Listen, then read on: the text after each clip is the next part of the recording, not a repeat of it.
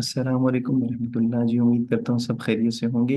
आज हम minimum tax पे बात करने जा रहे हैं अंडर सेक्शन 113, जो कि आपके टर्नओवर के ऊपर एप्लीकेबल है। पहले हम एक मसला, एक प्रॉब्लम सामने रखते हैं, फिर उसके सोल्यूशन की तरफ आएंगे, ताकि आपको समझ आ सके कि इसकी ज़रूरत क्यों महसूस हुई। होता यूं कि एक बिजनेस है जिसका रेवेन्यू ठीक ठाक है, यानी कि सेल्स हम रिपोर्ट कर देते जी 120 मिलियन। अब उसके बाद उसकी कॉस्ट ऑफ सेल्स ले लेते हैं। उसकी कॉस्ट ऑफ सेल्स में हम 26 मिलियन का ओपनिंग स्टॉक ले रहे हैं। परचेजेस ले लेते हैं जी 74 मिलियन की। जो लोग कॉस्ट ऑफ सेल्स को नहीं जानते, इंशाल्लाह मैं उनके लिए एक पूरी वीडियो बना दूंगा, कॉस्ट ऑफ सेल्स क्या चीज़ है, मैन्युफैक्चरर के पॉइंट ऑफ व्यू से, ट्रेडर के पॉइंट ऑफ व्यू से, दोनों से। अब बल्कि क्लोजिंग स्टॉक से पहले हम इसको एक दफ़ा कैलकुलेट कर लेते हैं। पहले आपने प्रॉब्लम को समझना है बड़े अच्छे तरीके से, फिर आपको समझ आएगा कि इसका सोल्यूशन क्या है, अदरवाइज नहीं समझ आएगा। अब क्लोजिंग स्टॉक की तरफ चलते हैं। अभी तक आपको जो प्रॉफिट नजर आ रहा है ना, वो 20 मिलियन का है। लेकिन क्लोजिंग स्टॉक का इनवर्स रिलेशनशिप है कॉस्ट ऑफ सेल्स के साथ, यानी कि क्लोजिंग स्टॉक जितना बढ़ेगा कॉस्ट ऑफ सेल्स कम होगी। कॉस्ट ऑफ सेल्स कम होगी, प्रॉफिट बढ़ेगा। तो इसका क्या मतलब है कि क्लोजिंग स्टॉक का एक डायरेक्ट रिलेशनशिप बन रहा है प्रॉफिट के साथ। अब हम ले लेते हैं जी क्लोजिंग स्टॉक, वो हम 10 मिलियन, तो उससे कुछ प्रॉफिट बढ़ जाएगा, कॉस्ट ऑफ सेल्स कम हो जाएंगी। ठीक है जी। अब देखिएगा, जो टैक्सेबल इनकम है आपके पास वो 30 मिलियन की। लेकिन यही कंपनी जब अपने management, administrative, selling and financial expenses report करती है, मैं भी टोटल में ही लिख देता हूँ, वक्त बच जाएगा। वैसे तो ये इंडिपेंडेंट टॉपिक है कि एक्सपेंसेस के हवाले से हमें किस तरीके से चलना है, कैसे किस एक्सपेंस को हम कैश में कितना कर सकते हैं, किस लिमिट को क्रॉस करें तो फिर हमें बैंकिंग चैनल यूज करना है। वो इंशाल्लाह उसके ऊपर फिर बात करेंगे। अब हम डायरेक्ट, इनडायरेक्ट एक्सपेंसेस जो है ना हमारे, ये हम 40 मिलियन रिपोर्ट कर देते हैं, तो देखिएगा फौरन आपको लॉस आ जाएगा। अब जब लॉस आ गया, तो इतना बड़ा टर्नओवर रखने वाला बिजनेस एफबीआर को क्या देगा? कुछ भी नहीं देगा। इस पीरियड में कुछ देगा नहीं, इसमें नहीं देगा। नेक्स्ट पीरियड में कुछ देगा, नेक्स्ट में भी नहीं देगा, हो सकता है ना ही दे। अब देखें, कुछ भी नहीं, कोई टैक्स नहीं आ रहा। क्यों? क्योंकि यहाँ पे जो रिपोर्ट हो गया वो लॉस है, नेगेटिव में। इनकम देखिए ना, पॉजिटिव में, और लॉस नेगेटिव में। तो -10 मिलियन आ रहा है। अब इस बिजनेस से अगर एफबीआर कुछ टैक्स कलेक्ट करना चाहता है तो कैसे कर सकता है? उसका क्या तरीका है?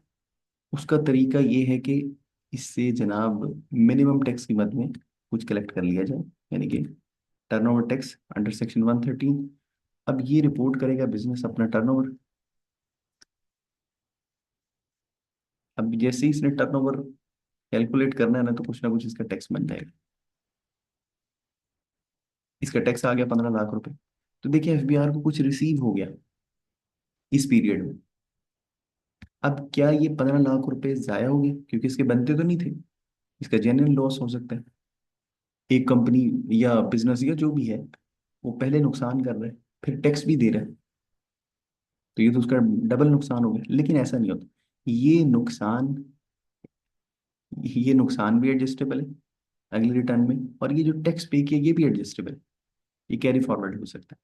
अब इसको थोड़ा समझते हैं, किसके ऊपर एप्लीकेबल है, कब एप्लीकेबल है, किस तरीके से एप्लीकेबल है, और किस तरीके से कैरी फॉरवर्ड एडजस्ट होता है। अब इसको हम सारा, मुझे उम्मीद है कि आप समझ गए। अच्छा, ये देखिएगा कि हमेशा ऐसा नहीं होता कि लॉस आएगा तो तभी ये एप्लीकेबल। देखें, आप थोड़ा सा, बल्कि हम इस अपनी एग्जांपल को ऑल्टर कर लेते हैं। हमने ये जो 40 मिलियन दिखाया, इसकी जगह हम 10 मिलियन दिखा देते हैं, तो कुछ ना कुछ प्रॉफिट आ जाएगा हमारे पास।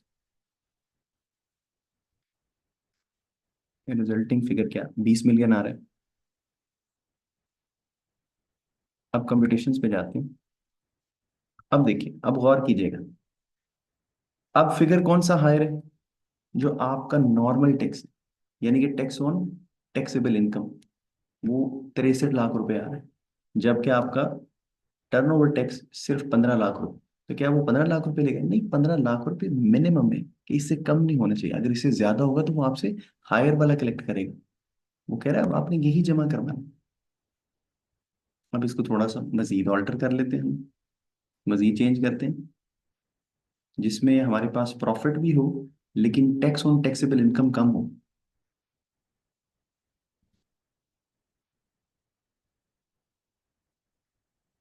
ये ट्राई करते हैं।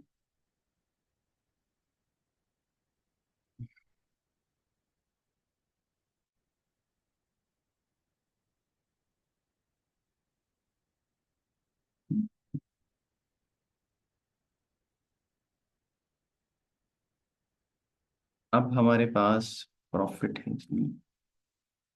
इस प्रॉफिट के ऊपर भी टैक्स अभी हायर है, इसके ऊपर भी हायर है। इसको मजीद हम थोड़ा सा कम करने की कोशिश करते हैं। इस प्रॉफिट को, ये 10 मिलियन है, इसको 5 पे ले आते हैं। जी, इसको 5 पे ले आते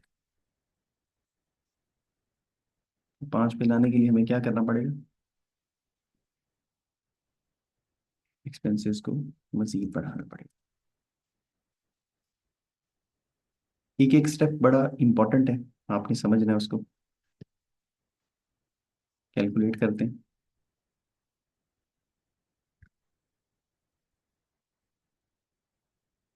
हाँ, अब आया जी मजा, जो हम चाह रहे थे ना वो हो गया। अब टैक्स ऑन टैक्सेबल इनकम है 11,15,000 रुपए स्लैब रेट के मुताबिक, और जो मिनिमम टैक्स है वो है 15 लाख रुपए। तो difference of minimum tax chargeable under section 113 कितना आ रहा है? 385,000 रुपीज। अब आपका बनता था 11,15,000 रुपये पे करना, आप पे कर कितना रहे? 1.5 बिलियन। तो आपका डिफरेंस कितना आ रहा है? 385,000 रुपीज का।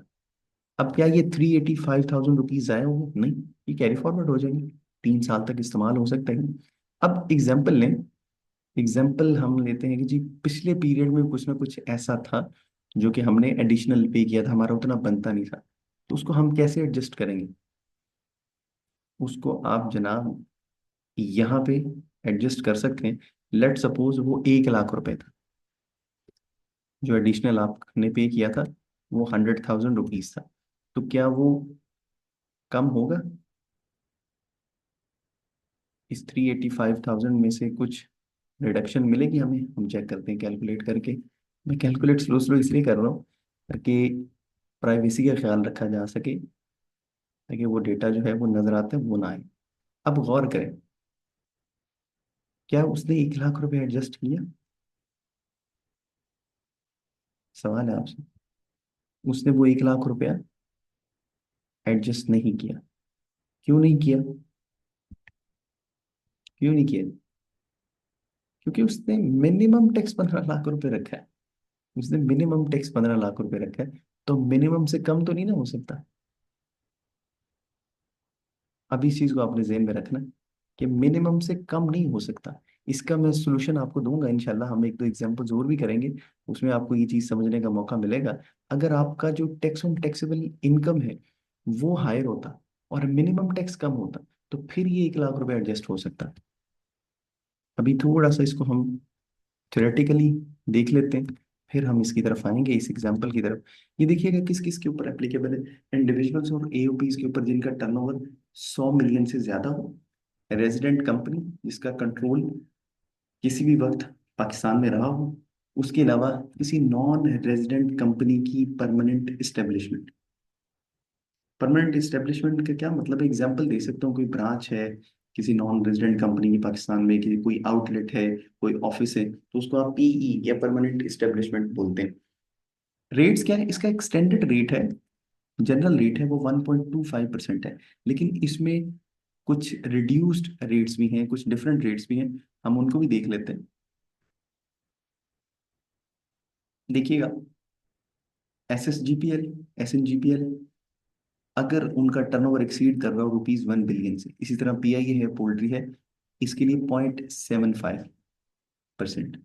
ऑयल रिफाइनरीज, मोटरसाइकिल डीलर्स जो कि रजिस्टर्ड हो सेल्स टैक्स में, और ऑयल मार्केटिंग कंपनीज, उनका ½ % यानी 0.5। Distributors of pharmaceutical products, FMCG and cigarettes, और ये मैनी मोर, 0.25। ठीक है जी, ये सबसे कम रेट है। और उसके अलावा तमाम केसेस जहाँ पे ये एप्लीकेबल है, 1.25%। ठीक हो गया जी। अब इसमें सबसे इंपॉर्टेंट चीज ये है कि टर्नओवर क्या होता है। आपकी ग्रॉस सेल्स या ग्रॉस रिसीट्स, मतलब आप बिजनेस कर रहे हैं, तो किसी किस्म के खर्चे माइनस किए बगैर आपके पास जो पैसे आए ना, वो ग्रॉस सेल्स होंगी। मतलब आप बिजनेस करते हैं, शाम को देखते हैं कि आपके पास कितनी कलेक्शन हुई, वो आपकी उस दिन की ग्रॉस सेल्स है। इसी तरह महीने की निकाल लें, साल की निकाल लें, ग्रॉस सेल्स और ग्रॉस रिसीट्स, लेकिन उसमें से भी कुछ माइनस करना है, सेल्स टैक्स को माइनस करना है, क्योंकि वो हमारा नहीं है, वो स्टेट का है। फेडरल एक्साइज ड्यूटी को आपने माइनस करना है, और ट्रेड डिस्काउंट्स वगैरह उनको आपने माइनस कर देना है। उसके बाद जो फिर सेल्स आएगी, वो उसको कंसिडर किया जाएगा इस पर्पज के लिए। फिर आपके पास फी है फॉर रेंडरिंग ऑफ सर्विसेज।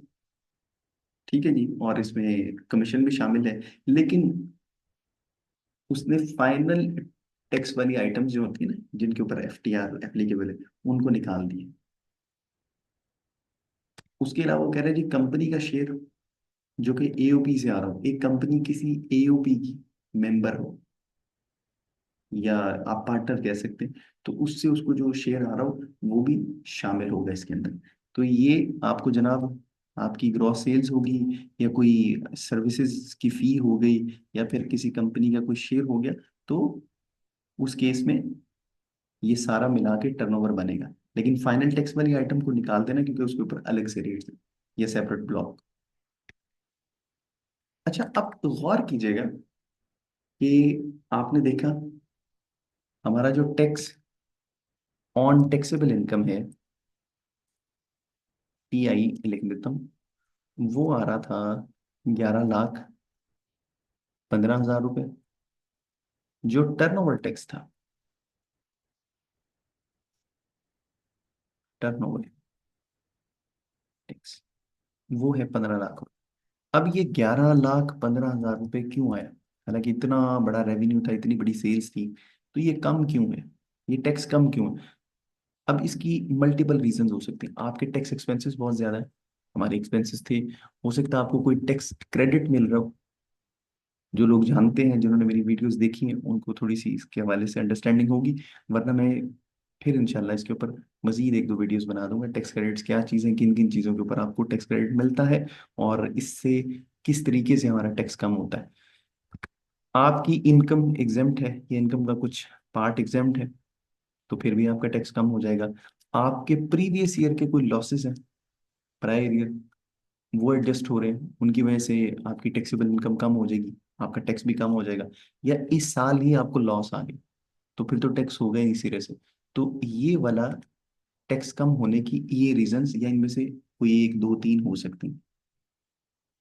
अब जहां पे आपका मिनिमम टैक्स एक्सीड कर जाए एक्चुअल टैक्स पेएबल से, जैसे इस केस में, अब इन दोनों का हम डिफरेंस लेंगे, तो हमारे पास ये डिफरेंशियल अमाउंट है 350,000 की। अच्छा, 1150 मैंने लिख दिया, 1115 था। हाँ जी, 11 लाख और 15,000।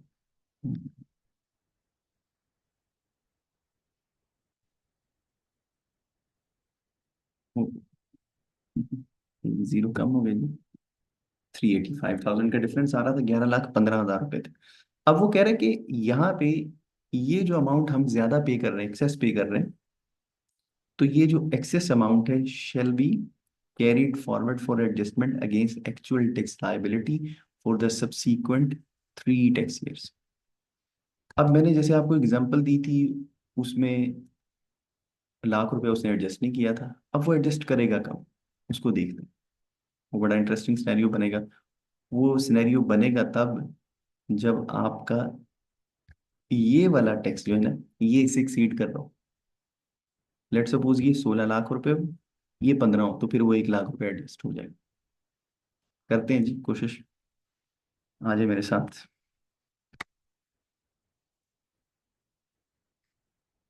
25 लाख रुपए के एक्सपेंसेस हैं। हमें टैक्सेबल इनकम थोड़ी सी बढ़ानी है, तो हम इसको एक्सपेंसेस को कम कर देते हैं। हम इसको 2.3 मिलियन करते हैं, बल्कि 23। इसमें बढ़ जाएगा।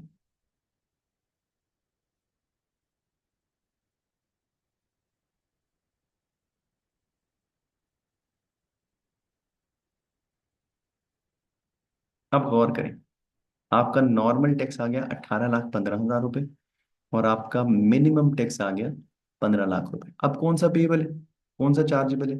हायर, विच इज, ठीक है जी, 18,15,000। अब क्या वो 1 लाख रुपया हमारा एडजस्ट हो सकता है? 100,000 एडमिटेड इनकम टैक्स 18-15, चेक कर लेते हैं, कैलकुलेट कीजिएगा। अब देखिए, आप एडजस्ट कर दिया उसने। क्यों? क्योंकि मिनिमम टैक्स से नीचे नहीं गया ये फिगर। लाख रुपए की एडजस्टमेंट के बाद ये अमाउंट मिनिमम से नीचे नहीं गई। अगर ये अमाउंट मिनिमम से नीचे चली जाएगी ना, जैसे मैं कितना एडजस्ट कर सकता हूँ, इन दोनों का जो डिफरेंस है ना, मैं वो एडजस्ट कर सकता हूँ। इन दोनों का डिफरेंस कितना है? 18,15,000 रुपये और 15 लाख का डिफरेंस कितना है? 3,15,000 रुपये। तो 3,15,000 रुपये तक तो एडजस्ट हो सकता है।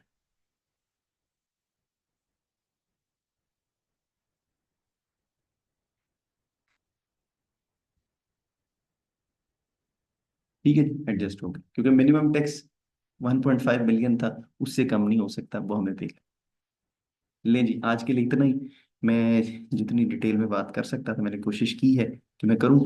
बाकी इंशाल्लाह थ्योरेटिकल जो कुछ चीज़ें हैं जो मैंने स्किप की हैं, उस पर मैं फिर कभी बात करूंगा। जब हम ऑर्डिनेंस को बाकायदा स्टार्ट करेंगे, एक एक सेक्शन हम लेके चलेंगे, इंशाल्लाह उस वक्त बात किया करेंगे। अभी प्रैक्टिकली मेरा ख्याल है इतना मोर देन इनफ है, वरना वीडियो बहुत लंबी हो जाएगी और फिर बंदा बोर भी हो जाता है। खैर जी, अपना ख्याल रखें, फिर मुलाकात होगी। अल्लाह हाफिज़।